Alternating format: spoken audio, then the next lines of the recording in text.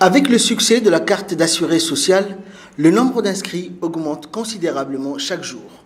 Ceci étant une évidence, la CNSS a prévu les moyens d'assurer des soins à tous ses assurés. Sachant que ses propres centres de soins ne pourraient répondre à la demande de tous les nouveaux inscrits, la CNSS a conclu des accords avec des structures hospitalières privées comme publiques, comme ici avec les grands hôpitaux de référence de la capitale.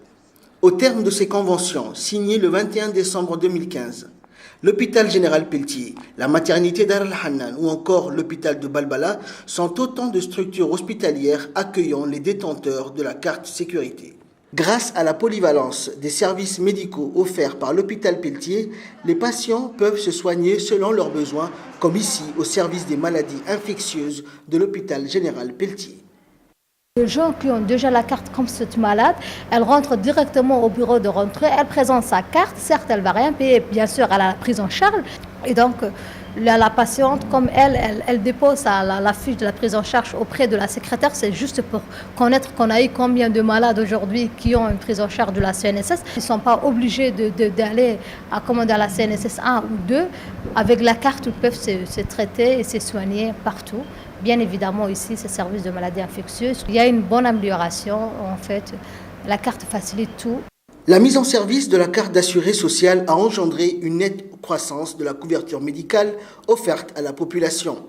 Et c'est tout l'objectif de la vision du chef de l'État dans la création de ce nouveau système de santé. Depuis que cette carte est en vigueur, on reçoit de plus en plus de personnes ayant leur carte. Les gens hésitaient au début, mais maintenant ils commencent à se servir et à bénéficier de ces soins qui sont pris en charge par la CNSS. Cet élargissement des soins dans le cadre de l'assurance maladie universelle répond avant tout à offrir non seulement des prestations médicales adaptées à chacun, axées sur la proximité et surtout à bas coût. Avant, on payait la totalité de la somme de la chambre qu'on prend privée, mais maintenant on paie la moitié. Avec la carte d'assurance, il y a beaucoup d'améliorations. On peut partir à l'Océana, à Teliani, dans tous les autres hôpitaux.